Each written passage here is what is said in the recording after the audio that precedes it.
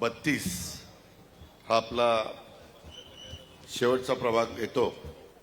इथल्या सभेला उपस्थित असणारे विधिमंडळातील माझे सहकारी आमदार रोहित पवार, रविकांत वरपे, माणिकराव जैत, विनोदजी जांभरे, सतीशराव चोरमले, चेतनजी ढोरे, शरदराव ढोरे, राजेंद्रजी जगताप, अरुण पवार, राजेंद्र राठोड, साईनाथ शेणकर, मयूर जाधव, गोयलताई कवडे, आरती राव, कुंदाताई जाधव, संध्याताई कांबळे आणि राष्ट्रवादी काँग्रेस पक्षाचे चारही अधिकृत उमेदवार ॲडव्होकेट निशा वसंत कांबळे, प्रसाद उत्तम शिंदे, उज्ज्वला सुनील ढोरे, अतुल अरविंद उर्फ नानासाहेब शितोळे, जमलेले या परिसरातील सर्व सांगवी नवी सांगवी परिसरातील जमलेले प्रतिष्ठित नागरिक, पत्रकार मित्र, बंधू भगिनींनो आणि माझ्या तरुण मित्रांनो, आज मी उद्याच्या 5 वर्षाच्या करता पिंपरी चिंचवड महानगरपालिका कोणाच्या हातामध्ये द्यायची हा निर्णय 15 तारखेला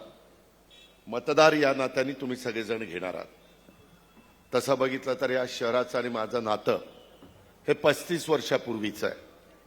91ला आपला हा परिसर माझ्या माहितीप्रमाणे मुळशी विधानसभा मतदारसंघाला जोडलेला होता आणि बराचसा बाकीचा भाग हा बारामती लोकसभा मतदारसंघाला होता आणि त्यावेळेस पिंपरी चिंचवडकरांनी मला इथं खासदार केलं। तेव्हापासून ह्या शहराचा माझा संबंध आला। काही राजकीय कारणं अशी घडली की त्यावेळेस मला राजीनामा द्यावा लागला। पी.व्ही. नरसिंहराव पंतप्रधान होते आणि त्यांनी सांगितलं अजित पवार साहेबांना संरक्षण मंत्री केलेलं असल्यामुळं त्यांना 6 महिन्याच्या आत कुठला तरी खासदार होणं गरजेचं आहे आणि मला त्या सुधाकर नायकांच्या मंत्रिमंडळामध्ये राज्यमंत्री केलेलं होतं। तुला 6 महिन्याच्या आत आमदार होणं गरजेचं आहे आणि त्याच्यामुळे बाय इलेक्शन झालं, मला राजीनामा द्यावा लागला। साहेबांनी नंतर इथलं प्रतिनिधित्व केलं आणि मी बारामतीचं प्रतिनिधित्व केलं। तेव्हा मी ठरवलं की बाबा हा जो पिंपरी चिंचवडची कष्टकऱ्यांची नगरी आहे, औद्योगिक नगरी आहे, कामगारांची नगरी आहे, अनेक गावं एकत्र येऊन इथं जे महानगरपालिका अस्तित्वात आलेली आहे आणि त्या महानगरपालिकेमध्ये त्या काळामध्ये स्वर्गीय रामकृष्ण मोरे साहेब, आपल्या परिसरातले स्वर्गीय नानासाहेब शितोळे साहेब, त्याचबरोबर तात्यासाहेब कदम असे अनेक मान्यवर ह्या परिसरामध्ये काम करत होते आणि हे सगळं काम करत असताना माझाही ह्या सगळ्यांशी संबंध आला। 92 पासून 2017 पर्यंत ज्या ज्या निवडणुका झाल्या त्या निवडणुकामध्ये आम्ही भाग घेतला आणि अनेक कार्यकर्ते निर्माण करण्याचा प्रयत्न केला। अनेक नव्या कार्यकर्त्यांना ज्यांना महानगरपालिकेची माहिती नव्हती अशांना नगरसेवक, नगरसेविका, स्टँडिंग कमिटी चेअरमन, महापौर, उपमहापौर, शिक्षण मंडळाचं चेअरमन, पीसीएमटीचं चेअरमन, सभागृह नेता अनेक पदं दिली। काम करताना ह्या शहराकडे मिनी भारत म्हणून बघितलं जातं। अनेक जाती धर्माचे लोक इथं गुण्या गोविंदाने राहतात आणि जातीय सलोखा ठेवून इथला विकास झाला पाहिजे अशा प्रकारची भूमिका ही माझ्यासारख्या कार्यकर्त्यांनी स्वीकारली आणि तेव्हापासून जवळपास ह्या शहरांनी देखील 2017 पर्यंत माझ्या नेतृत्वाखाली इथलं कामकाज त्या ठिकाणी केलं। 17ला वेगळी परिस्थिती झाली। मला सांगवीकरांना, नवी सांगवीकरांना प्रश्न विचारायचा आहे की भावनिक होऊन मतदान करू नका। 1992 ते 2017 25 वर्षात आम्ही लोकांनी काय केलं? बेस्ट सिटी म्हणून डॉक्टर मनमोहन सिंगजी पंतप्रधान असताना आपल्या शहराला देशातलं महत्वाचं शहर, नंबर 1चं शहर म्हणून पारितोषिक मिळालं। मी त्या काळामध्ये जिथं कुठं फ्लायओव्हर करायला पाहिजे होते ते फ्लायओव्हर केले, डबल फ्लायओव्हर केले, सबवे केले, रस्ते रुंद केले, वेगवेगळ्या ठिकाणी पाण्याच्या संदर्भातली सुविधा केली, गार्डन केल्या, क्रीडांगणं केली, काही भागात स्मशानभूमी, त्याच्यामध्ये दफनभूमी, ह्या मूलभूत गरजा तिथं लोक राहत असतात त्यावेळेस त्या कराव्या लागतात। त्या सगळ्या गोष्टीला आकार देण्याचा प्रयत्न मी केला। आणि पुणे शहराच्या तोडीस-तोड अशा प्रकारचं पिंपरी चिंचवड आपण केलं। उलट नंतर लोक म्हणायला लागली की पिंपरी चिंचवडचे रस्ते बघा किती रुंद आहेत, पिंपरी चिंचवडला सर्व्हिस रोड आहेत, पिंपरी चिंचवडला अशा प्रकारच्या सुधारणा झाल्यात। आणि त्याच्यामध्ये मी ज्या नगरसेवकांना निवडून देण्याचं आव्हान करायचो, सांगवीकर, नवी सांगवीकर, पिंपरी चिंचवडकर, तुम्ही त्या ठिकाणी निवडून द्यायचे आणि त्यामुळं आपला एक परिसर चांगला चाललेला होता। आज काय बघतोय, 2017 सालापासून तुमच्या माझ्या महानगरपालिकेला उतरती कळा लागली।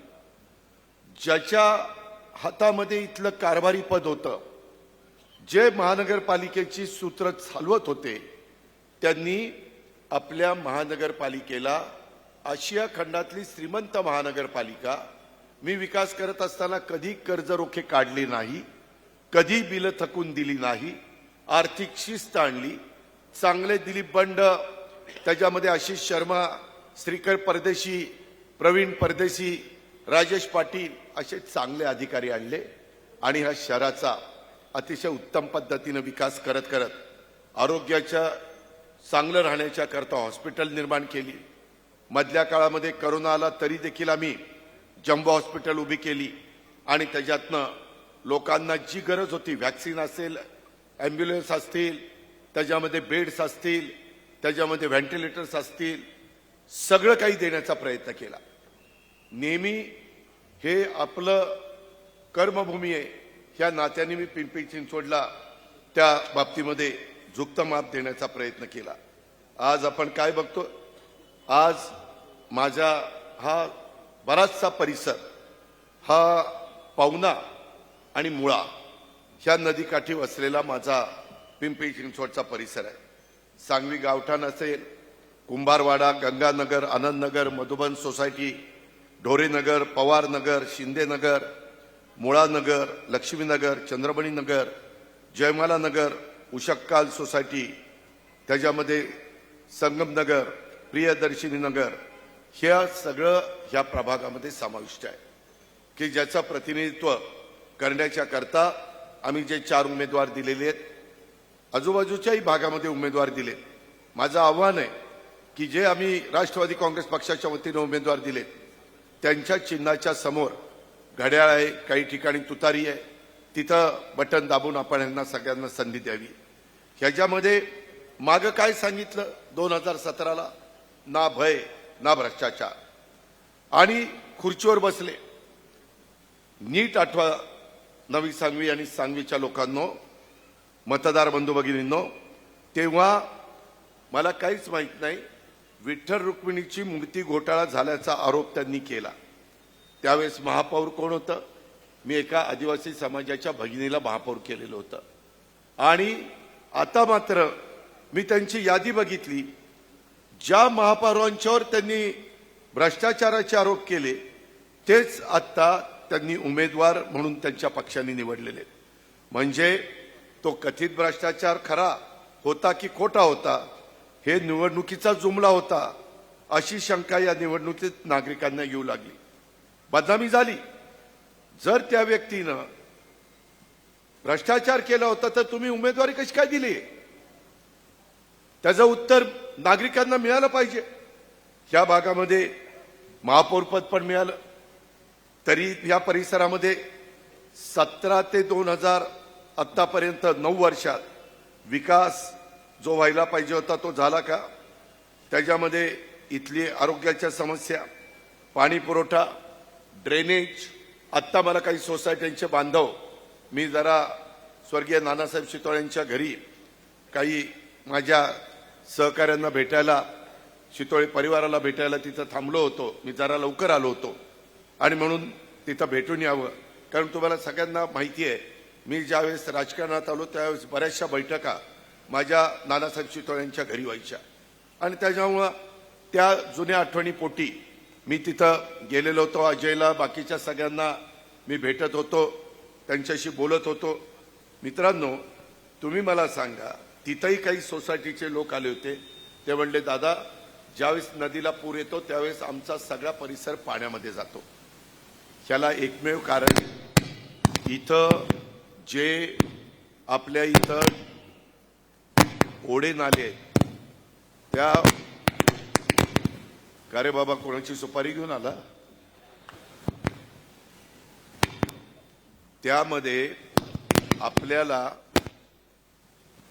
जे काही ओढे नाले आहेत हे निसर्गाने पृथ्वी तयार झाली त्यावेळेस केलेले आहेत आणि आता त्याच्यातून पाणी वाहत असताना बऱ्याचशा ठिकाणी ओढे नाले अडवलेले आहेत. त्याचा जबरदस्त फटका तिथल्या नागरिकांना बसतो. ब्लू लाईन रेड लाईन निघालेली आहे. आपल्या पलीकडच्या भागामध्ये रेड झोन आहे. ह्या ज्या काही समस्या आहेत, मी माझ्या 25 वर्षाच्या कारकिर्दीमध्ये अशा कुठल्याही गोष्टी घडवून दिलेल्या नव्हत्या ज्याच्यातनं माझ्या सांगवीकरांना, नवी सांगवीकरांना मदत होईल, फायदा होईल, नव्या पिढीला पण मदत होईल, अशा पद्धतीनं मी प्रयत्न त्या ठिकाणी करत होतो. मित्रांनो, आज इथं पाणी पुरवठा, ड्रेनेज, वाहतूक, शासकीय दाखले, रेशन कार्ड अशा वेगवेगळ्या गोष्टी लोकांना लागतात, परंतु त्याची नीटपणे पूर्तता होताना दिसत नाही.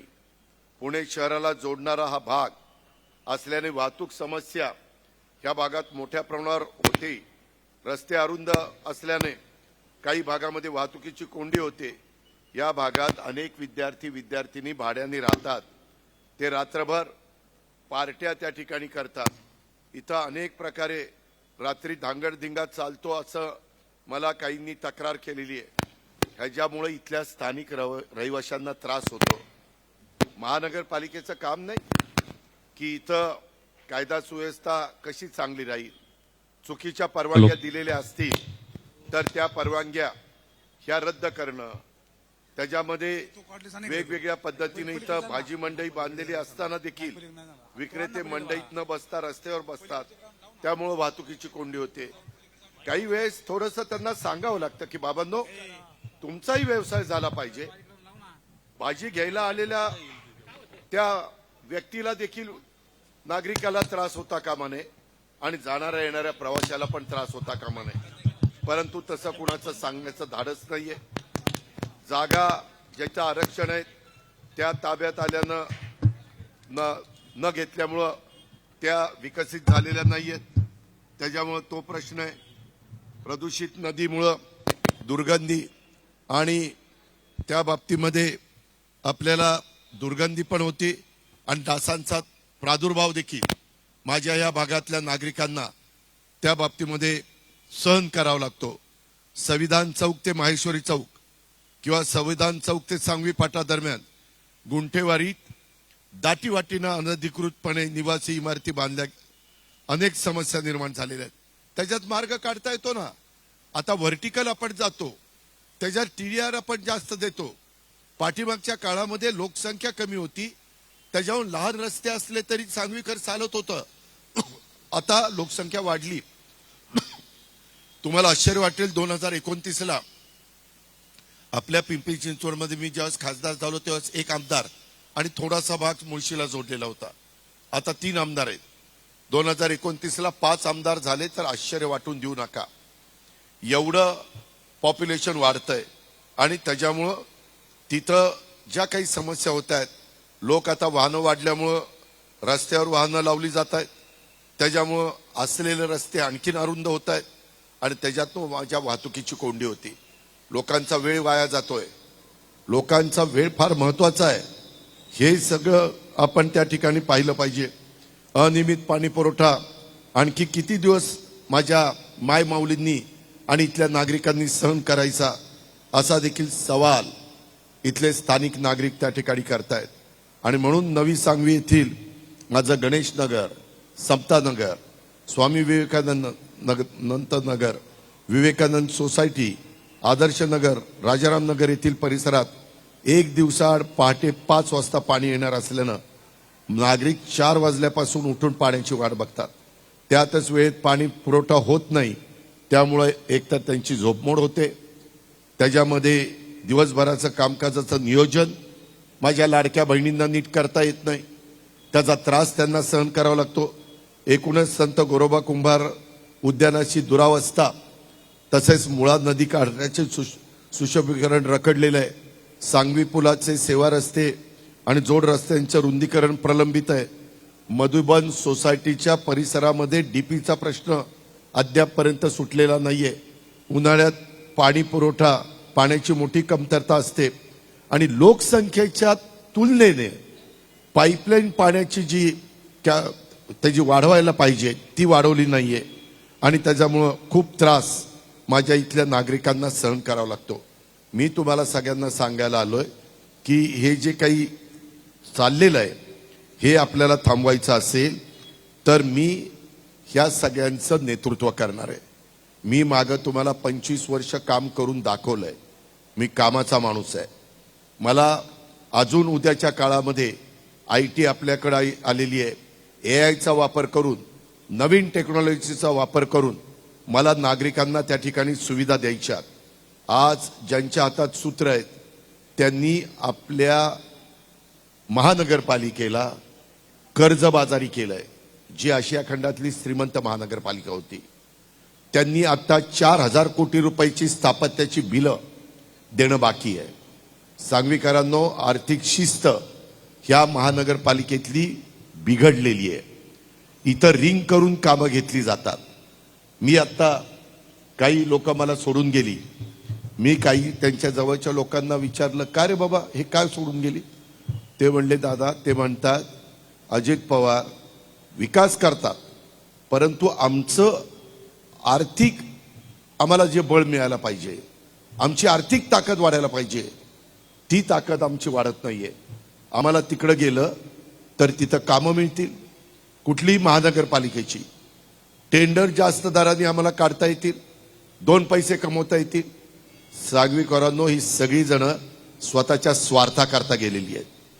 यांना काही तुमच्याशी घेणं देणं नाहीये. 92 पासून आजपर्यंत अजित पवार चांगला नेता होता आणि एका रात्रीत असा काय चमत्कार घडला की अजित पवार बेकार व्हायला लागला आणि हे तिकडे निघून गेले. आज त्यांचं नेतृत्व कोण करणार आहे? आज केंद्रातला निधी मी आणू शकतो, राज्यात अर्थ मंत्रालय माझ्याकडे आहे, अर्थ मंत्रालयाचा निधी मी देऊ शकतो. राज्य सरकारच्या जे मेट्रो करण्याची मेट्रोची सुरुवात आपण केली. इथं अनेक प्रकारचे ज्या काही सुविधा दिल्या त्या आपण दिल्या. तुम्ही कुणालाही विचारा की पिंपरी चिंचवडचा कायापालट करण्याच्या करता पिंपरी चिंचवडचा शिल्पकार कोण आहे, कुणाचं नाव घेतात तुमचं तुम्हीच ठरवा. म्हणून मी म्हणतो, भावनिक होऊ नका. ह्यावेळेस उमेदवार देत असताना काही अनुभवी उमेदवार मी दिलेले, काही जणांची नवी कोरी पाटी असणारे उमेदवार दिलेले, ते तुमचं चांगलं प्रतिनिधित्व करतील. माझा त्यांच्यावर अंकुश असेल. मी तिथं भ्रष्टाचार होऊन देणार नाही. आत्ता जे काही घोटाळे चाललेले आहेत, अनेक प्रकारचे घोटाळे आपल्या पिंपरी चिंचवडच्या परिसरामध्ये महानगरपालिकेमध्ये घडतायत, ते सगळे आपल्याला आवरायचे आहेत. तुम्हाला मी सांगतो की आज माझ्या पिंपरी चिंचवडमध्ये एक उदाहरण देतो. पुणे नाशिक महामार्गावर भोसरीला एक 70 लाखाचा शीतलबाग पादचारी तिथल्या एका पुढाऱ्यांनी त्या कार्यालयाच्या समोरचा पूल 70 लाखाचा 7 कोटीपर्यंत दिला. 7 कोटी, 10 पट किंमत वाढवली. आता तुम्ही विचार करा, जर 70 लाखाचा पूल 7 कोटीवर जाणार असेल तर किती पटीनं लूट चालली आहे. हा तुम्ही टॅक्स दिलेला पैसा आहे. स्मार्ट सिटीच्या नावे काही इथलेच लोकप्रतिनिधी ते त्यांच्या स्वतःच्या लोकांना कामं देत आहेत आणि त्याच्यामध्ये काही कामं धनश्री कन्स्ट्रक्शन कंपनी ही एका आमदाराच्या भावाची आहे. 9 वर्षात ती कंपनी कुठे गेली. लोक देखील कामं करतात. आज एवढा पैसा आला कुठनं? ह्या पद्धतीनं आता माझ्या मायमाऊलींचे आणि वडीलधाऱ्यांचे इथं कायदा सुव्यवस्था चांगली राहण्याच्या करता 9,550 CCTV कॅमेरे बसवले गेले. आज 70% कॅमेरे बंद आहेत आणि 600 कोटी रुपये ह्याला मोजले. 600 कोटी रुपयाचा चुराडा झालाच ना. उलट कॅमेरे बसवताना 10 वर्षाचा त्याला कॉन्ट्रॅक्ट द्यायला पाहिजे होतं की आमची सर्व्हिस तुम्ही चांगल्या पद्धतीनं करून द्या. आज इथं केबल डक्ट केले जातात. 5 फूट खाली खोदाई केली पाहिजे परंतु तशी खोदाई केली जात नाही आणि वरचेवर त्या ठिकाणी केबल टाकली जातात आणि केबल बस्ट होत आहेत. अर्बन स्ट्रीट फुटपाथ तब्बल 1000 कोटी रुपयाचा खर्च केला. सर्व जादा दराच्या निविदा आहेत. दापोडी ते निगडीत ते 12 किलोमीटर फुटपाथसाठी 100 कोटीचं बजेट सांगितलं. खर्च 149 कोटी केला. पोलिसांचा विरोध होता, नागरिकांचा विरोध होता, तरी अशा पद्धतीची कामं केली. एवढे मोठ्या प्रमाणावर आज मी दुपारी काही वेगवेगळ्या संघटनांना भेटत होतो. तिथं कचरा गोळा करणाऱ्या भगिनी आल्या. ते म्हणले, दादा 2 दिवसापासून आम्हाला रात्रीची ड्युटी लावलेली आहे आणि आम्ही कधी काम करायचं. आज मोठ्या प्रमाणावर लोक कामाला आहेत असं दाखवलं जातं, बिलं काढली जातात. प्रत्यक्षात सगळ्या भागातला कचरा उचलला जात नाही. हे नवी सांगवी आणि सांगवीच्या लोकांनी ध्यानामध्ये घ्यावं. रस्ते सफाई निविदेमध्ये देखील घोटाळा झालेला आहे. कचरा गोळा करण्यामध्ये देखील त्या ठिकाणी घोटाळा झालेला आहे. 10,000 कंत्राटी कर्मचारी दाखवले जातात, परंतु त्याच्यातले खरे किती काम करतात आणि बोगस किती दाखवले जातात. कोण कोण नगरसेवक ह्याच्यामध्ये भागीदार आहेत, ह्याही गोष्टीचा विचार हा माझ्या सुज्ञ मतदार बंधू भगिनींनी केला पाहिजे. त्याच्यामध्ये वेगवेगळ्या पद्धतीनं अनेक गोष्टी, इथं TDRचा पण मोठ्या प्रमाणावर घोटाळा झालेला आहे. तशा पद्धतीनं झोपडपट्ट्या दाखवतात आणि त्याच्यातनं वेगवेगळ्या पद्धतीनं TDR घेण्याचा प्रयत्न केला जातो. इंद्रायणी नदीच्या पात्रात 36 बंगले पाडले. अरे मग बांधूनच द्यायचे नव्हते ना. ते जर चुकीचे होते तर बांधून कशाला दिले आणि का नुकसान केलं त्या लोकांचं. कुदळवाडीमध्ये आज मला लघु उद्योजक भेटायला आले. त्यांनी सांगितलं, दादा 4,500 अतिक्रमणं पाडली आणि दुसरीकडं हजारो पत्रा शेड उभे राहिले, तिथं काही बोलत नाही.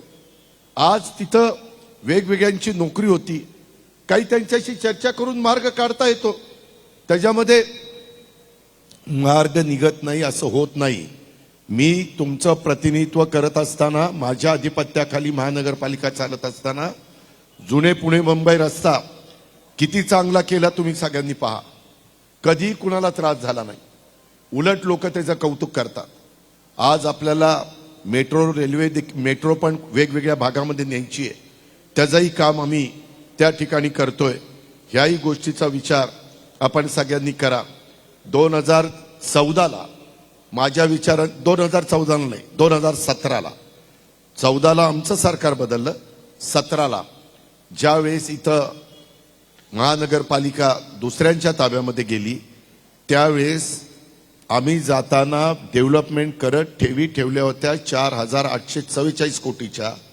वास्तविक त्याच्यानंतर 10 वर्षात ह्या ठेवी वाढत 10,000 कोटीपर्यंत जाणं अपेक्षित होतं.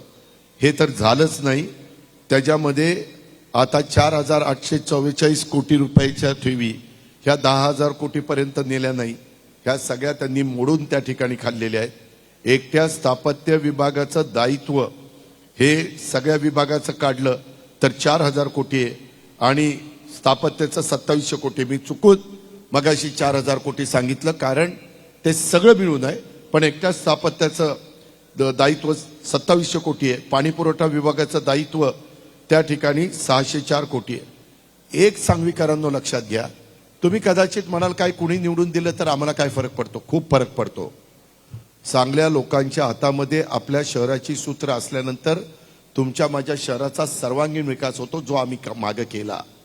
नवीन पिढीला पण चांगल्या चांगल्या प्रकारच्या सुविधा देता येतात. व्हिजन नेतृत्वाचं चांगलं असलं पाहिजे. आज समोरच्या पार्टीमध्ये व्हिजन चांगलं असणारे कारभारी तिथं नाहीत, हे माझं स्पष्ट मत आहे.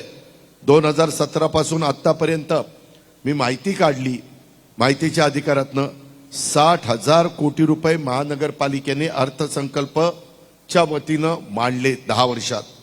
यामध्ये 30 ते 32% आस्थापनाचा खर्च धरा, तरी 20% सोडून दिले, तरी 40,000 कोटी रुपयाची कामं कुठं 9 वर्षात झाली ती दाखवा ना. हा सूर्य आणि हा जयत्रथ हे कुणी तिथं बोलायला तयार नाहीये. त्याच्यामध्ये हे पैसे गेले कुठं, त्याच्यामध्ये एकही प्रकल्प त्यांनी त्या ठिकाणी केला नाही. वाहतुकीची कोंडी आहे, भ्रष्टाचार वाढलाय, टेंडरमध्ये रिंग, दादागिरी, आता दहशत पण आहे. मला पण काही नागरिक म्हणतात, आता काही माझ्या भागातले लोक इथं प्रचाराच्या निमित्तानं आले, म्हणतात दादा फार दहशत आहे. अरे काय दादागिरी गुंडगिरी करण्याचं काय कारण आहे? घटनेचे शिल्पकार डॉक्टर बाबासाहेब आंबेडकरांनी संविधानाच्या माध्यमातून तुम्हाला मला अधिकार दिलेला आहे, मत मांडण्याचा अधिकार दिलेला आहे. त्यांनी घटना आपल्याला दिलेली आहे. जगातलं सर्वोत्कृष्ट संविधान म्हणून आपल्या संविधानाकडे बघितलं जातं. मी काम करताना कधी जातीपातीचा नात्या गोत्याचा विचार केला नाही. मी समाजातल्या वेगवेगळ्या घटकाला संधी देण्याचा प्रयत्न केला. त्यामध्ये मी कुठेही दुजेभाव केला नाही. ह्याही गोष्टी करा. अहो सांगवीकरांनो, किती खालच्या पातळीवर ह्या लोकांनी जायचं. ह्या मधल्या 9 वर्षाच्या काळामध्ये शहरात अंदाजे 1 लाख भटकी कुत्रे असल्याचं सांगितलं जातं. महानगरपालिकेने गेल्या काही वर्षात 43,680 कुत्र्यांवर नसबंदी शस्त्रक्रिया केल्याचा दावा केला आणि त्यासाठी खर्च किती केला? 7 कोटी रुपये. नसबंदी कुत्र्यांवर करायला 7 कोटी रुपये. आता कुत्र्यांची बोगस नसबंदी झाली, तिथं भ्रष्टाचार झाला. कुत्र्यांची नसबंदी झाली तरी कुत्री आहे त्यांना पिल्लं होत आहेत. त्या कुत्री म्हणतात अरे ह्याची नसबंदी केली, मला पिल्लं कशी काय होत आहेत. आता काय यांना बोलावं? गमतीचा भाग नाहीये. मी खरं सांगतोय, आज देखील माझ्या नागरिकांना 20,000 केसेस कुत्री चावल्याच्या झालेल्या आहेत. भटकी कुत्री, पिसाळलेली कुत्री, या पद्धतीनं इथं कारभार चाललाय. आतापर्यंत शहरात जर म्हणजे गेल्या ऑक्टोबर अखेरपर्यंत तो आकडा होता वर्षभराचा, परंतु 10 वर्षात 1,70,000हून अधिक लोकांना कुत्री चावल्याची नोंद ही तिथं आलेली आहे. एक उदाहरण, स्मार्ट क्लासरूम तो प्रकल्प एवढा भ्रष्टाचार केलाय. या प्रकल्पात महानगरपालिकेच्या प्रत्येक शाळेत ई क्लासरूम योजना करायची ठरवलं. 1.5 लाख रुपयाला प्रति टीव्ही घ्यायचं ठरवलं. VU कंपनी कुठली आहे, 65 इंच टीव्ही बसवायचा. 1,000 पेक्षा जास्त वर्ग खोल्यात टीव्ही बसवले. टेंडरमध्ये 1,50,000 किंमत दाखवली. बाजारामध्ये 65 इंची त्याच्यामध्ये टीव्ही प्रत्यक्षात तो 55,000ला बसतो. किती पैसा काढला? कुणाचा पैसा आहे? जनतेचा पैसा आहे. मित्रांनो, मी पुन्हा सांगतो सांगवीकरांनो, माझ्या 25 वर्षाच्या कारकिर्दीमध्ये हे शेवटी विठ्ठल रुक्मिणीच्या मूर्त्यांचा काही घोटाळा झाला असं सांगितलं गेलं. पण माझ्या 25 वर्षाच्या कारकिर्दीमध्ये मी इतकं चोख काम करून दाखवलं. आज आपल्या सांगवीमध्ये वाढती गुंडगिरी आहे. ही कुणाची आहे? तुम्हीच त्या ठिकाणी पहा. तुम्ही सुज्ञ नागरिक आहात. माझी तुम्हाला विनंती आहे की या सगळ्याचा विचार करा. मी आजही, तुम्ही सगळ्यांनी आम्हाला आशीर्वाद दिले, तुम्ही सगळ्यांनी आम्हाला भरभक्कम पाठिंबा दिला, तुम्ही मी दिलेल्या उमेदवारांच्यावर विश्वास टाकला.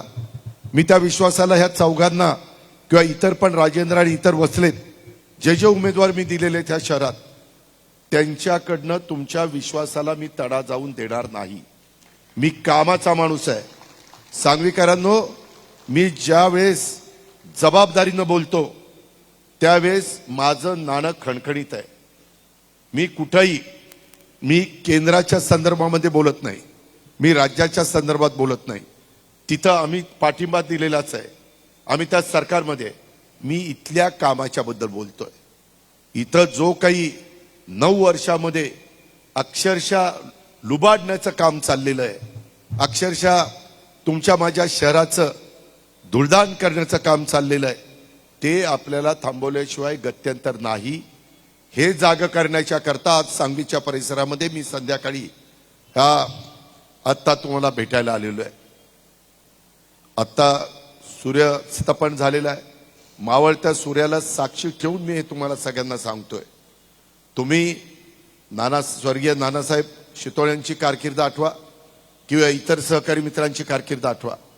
मित्रांनो, त्याच्यात आणि आत्ताच्या कारकिर्दीमध्ये खूप मोठा फरक आहे. तो का भटकं कुत्रं आलंच तिच्या आयला, ती सांगायला आलंय आणि ती पण इथंच हाकते. तर काय करायचं? इतकं घाण सगळीकडे होतीये. मी ज्यावेळेस शहरात फिरायचो, राजेंद्रला विचारा किंवा इतर कुणाला विचारा, जुन्या लोकांना, मी जाताना गाडीतनं मला डिवायडरमध्ये झाडं जळलेली दिसली तरी मी ताबडतोब संबंधितांना जे काही स्पष्ट शब्दामध्ये खडसवायचो ते खडसवायचो. आज कुणी कुणाला वाली राहिलेलं नाहीये, कुणी कुणाला बघायला तयार नाहीये. फक्त स्वतःची घरदारं भरणं आणि स्वतःचे बगल बच्चांना सांभाळणं आणि सगळ्या माझ्या पिंपरी चिंचवडच्या जनतेला वाऱ्यावर सोडणं हा एक कलमी कार्यक्रम चाललेला आहे.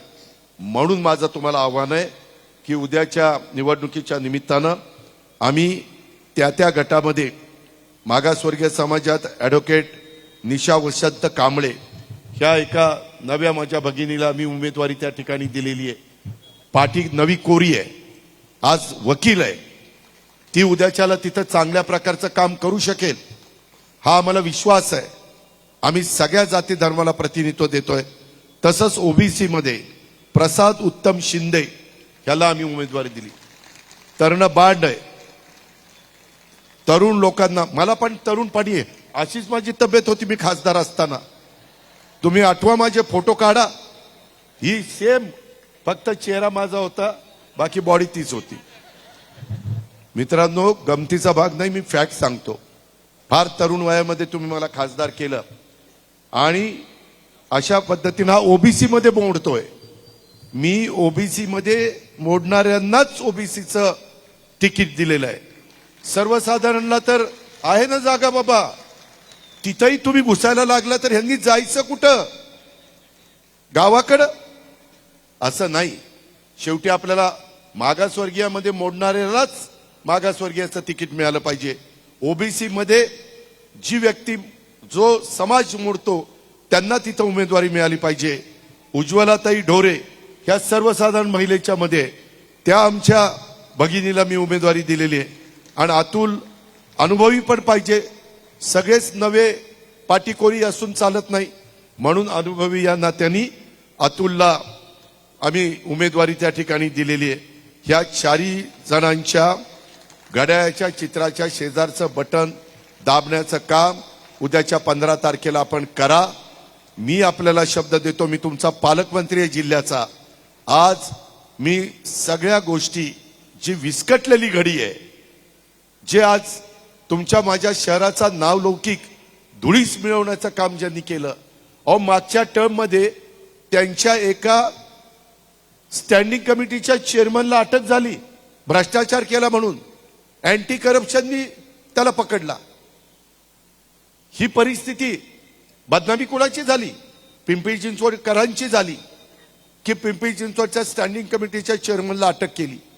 अशा प्रकारची परिस्थिती ह्या लोकांनी निर्माण केली, कारण यांच्यावर कोणाचा अंकुशच नाही राहिला. त्याच्याकरता पुन्हा जर पिंपरी चिंचवडकरांना पूर्वीचे वैभवाचे दिवस दाखवायचे असतील तर तुम्ही ह्या महानगरपालिकेमध्ये जिथं जिथं आम्ही राष्ट्रवादी काँग्रेस पक्षाचे उमेदवार उभे केलेले आहेत, सुरक्षित सांगवी करण्याच्या करता, पारदर्शक कारभार करण्याच्या करता ह्या सगळ्या शिलेदारांना तुम्ही निवडून द्या. मी इथली दादागिरी, गुंडगिरी कोण किती मोठ्या बापाचा असू द्या, मी मोडून दाखवीन. मी नेहमी महाराष्ट्राला सांगतो, ज्या गावच्या बोरी त्याच गावच्या बाबडी. एक तर मी कुणाच्या नादाला लागत नाही, पण कुणी जर माझ्या नादाला लागलं तर मी त्याला सोडत नाही. त्याच्यामुळं अशा लोकांना घाबरण्याचं काही कारण नाही. कारण त्यांना पहिल्यापासून मी ओळखतो, त्याच्यावर सगळी अंडी पिल्लं त्यांची मला माहिती आहेत. त्याकरता अजिबात काळजी करू नका.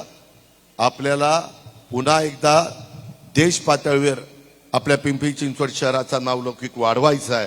आणि हे जे काही वेगवेगळ्या समस्या मी सांगितल्यात त्या समस्या दूर करण्याचं काम आपल्याला सगळ्यांना करायचं आहे. ते उद्याच्या 15 तारखेच्या निवडणुकीच्या निमित्तानं आपण करा. आम्ही 1 अलार्म 5 काम, नळाद्वारे दररोज माझ्या नागरिकांना पाणी, ट्रॅफिक मुक्त, खड्डेमुक्त पिंपरी चिंचवड महानगरपालिका, नियमित शहराची स्वच्छता, हायटेक आरोग्य सुविधा आणि प्रदूषण मुक्त पिंपरी चिंचवड महानगरपालिका, ह्या 5 कामांना आम्ही सगळ्यात जास्त प्रायोरिटी दिलेली आहे. आणि बाकीची पण कामं ही जी नव्या टेक्नॉलॉजीचा वापर करून आम्हाला करायची, ती करण्याच्या करता देखील आम्ही प्रयत्नशील राहू, याबद्दलचा विश्वास मी माझ्या नवी सांगवी आणि सांगवीकरांना देतो आणि या ठिकाणी थांबतो. जय हिंद, जय महाराष्ट्र, जय राष्ट्रवादी.